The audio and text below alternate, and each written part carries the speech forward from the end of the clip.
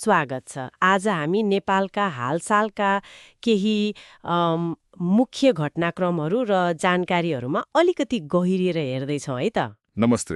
हो, आज कुरा गर्नुपर्ने विषयहरू धेरै छन्। स्रोतहरूले कास्कीतिरको भूकम्प अनि हिमालयमा जलवायु परिवर्तनको असर, उता फुटबलको खबर पनि छ अनि काठमाडौँमा राजनीतिक प्रदर्शनका कुराहरू पनि समेटेका छन्। हो, यी सबै फरक फरक देखिने विषयहरूले नेपालको अहिलेको अवस्थालाई कसरी देखाइरहेका छन् त्यसमा कुरा गरौँ न। ल त्यसो भए सुरु गरौँ भूकम्पबाटै।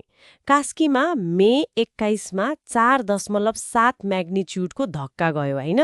त्यसपछि पनि परकम्पहरू आइराखे। मे 23तिर पनि 4.3 सम्मको परकम्प गएको रिपोर्ट छ। तर खै ठूलो क्षति वा मानवीय हानिको खबर आएन। त्यो चाहिँ राम्रो कुरा भयो। हो नि, राहत मिल्यो। तर यसले फेरि झस्कायो होइन त, हामी कति जोखिममा छौँ भन्ने कुरा। एकदम। 4.7 भनेको मध्यम नै हो। तर यो घटनाले के देखाउँछ भने नेपाल भूकम्पीय हिसाबले कति संवेदनशील छ भन्ने कुरा बिर्सनु भएन। अनि हाम्रो तयारी, पूर्वाधारको अवस्था यसबारे सोच्नै पर्यो। हो त, सानो धक्काले पनि सतर्क गराउँछ जनचेतना कति चाहिने रहेछ भन्ने कुरा फेरि देखियो। बिल्कुल। अनि यही प्राकृतिक जोखिमकै कुरा गर्दा अर्को एउटा अलि चिन्ताजनक जानकारी पनि छ नि। कुन चाहिँ? त्यो हिम नदीवाला? हो, सन् 1977देखि यता मतलब 40-45 वर्षमा हिमालयका हिमनदीहरूले आफ्नो 24% क्षेत्रफल गुमाइसके भन्ने अध्ययनले देखाउँछ।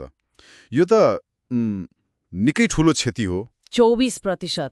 साँच्चै? अनि तापक्रम पनि बढिरहेको छ भनिन्छ नि। रिपोर्ट अनुसार वार्षिक औसत तापक्रम 0.06 डिग्री सेल्सियसले बढिरहेको देखिन्छ। यो सुन्दा सानो लाग्ला, 0.06 डिग्री त हो नि जस्तो। हो त, थोरै जस्तो सुनिन्छ। तर हिमालय जस्तो संवेदनशील ठाउँमा यो निरन्तर वृद्धिको असर एकदमै गम्भीर हुन्छ। हिउँ पग्लिने दर बढ्छ।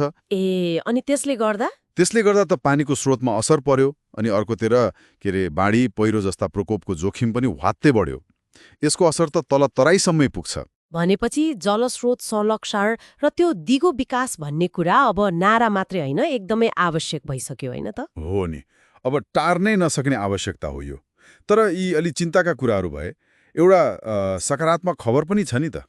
खेलकुदतिरको हो, नेपाली राष्ट्रिय फुटबल टिमले एएफसी एसियन कप छनौट चरण पार गरेको छ।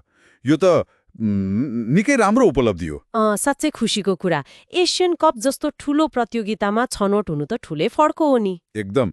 यसले खेलाडी र समर्थक सबैमा उत्साह थपेको छ। अनि अर्को पनि छ, त्यो पम्प ट्र्याक विश्व च्याम्पियनशिपको छनौट चरण नेपालमै आयोजना हुनु। हो र, पम्प ट्र्याक भनेको? त्यो अफरोड साइक्लिङ जस्तै हो, विशेष खालको ट्र्याकमा। यसको छनौट चरण यहाँ हुनुले युवा खेलाडीहरूलाई नयाँ अवसर दिएको छ। खेल पर्यटनको सम्भावना पनि देखायो यसले। ल, खेलकुदमा त राम्रै प्रगति देखियो। तर अलिकति फरक धारतिर जाउँ। काठमाडौँमा भएका प्रदर्शनहरूको कुरा पनि स्रोतहरूमा उल्लेख छ नि। हो, त्यो पनि एउटा पाटो छ। मार्च महिनादेखि राजधानीमा राजतन्त्र समर्थकहरूको प्रदर्शन भइरहेको देखियो। उनीहरूको माग चाहिँ? स्रोतहरूका अनुसार हिन्दू राष्ट्र र राजतन्त्र पुनर्स्थापना जस्ता मागहरू उठेका छन्। अनि त्यहाँ केही झडपहरू पनि भए भन्ने आयो नि। केही ठाउँमा प्रदर्शनकारी र सुरक्षाकर्मी बीच झडप हुँदा कर्फ्यू लगाउनु परेको अवस्था पनि आयो। यसले मतलब सुरक्षा चुनौती थपिएको देखिन्छ।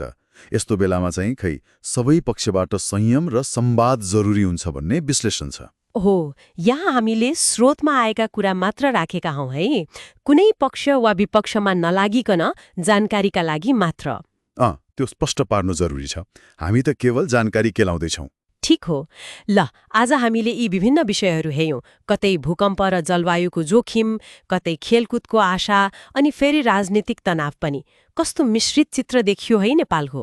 हो नि, यी सबै कुरा एकअर्कासँग जोडिएका पनि छन्। प्राकृतिक चुनौती सामना गर्नुपर्ने अवस्था छ, सामाजिक सद्भाव पनि कायम राख्नुपर्ने देखिन्छ। तर सँगसँगै प्रगति र अवसरका सङ्केत पनि छन्, जस्तो खेलकुदमा देखियो। हो, चुनौती र अवसर दुवै सँगसँगै। अब प्रश्न के हो भने यी विभिन्न पाटाहरू, यी चुनौतीहरू र अवसरहरूले नेपालको आउँदो बाटोलाई कसरी कतातिर डोर्याउलान्, यो चाहिँ विचार गर्नुपर्ने कुरा हो।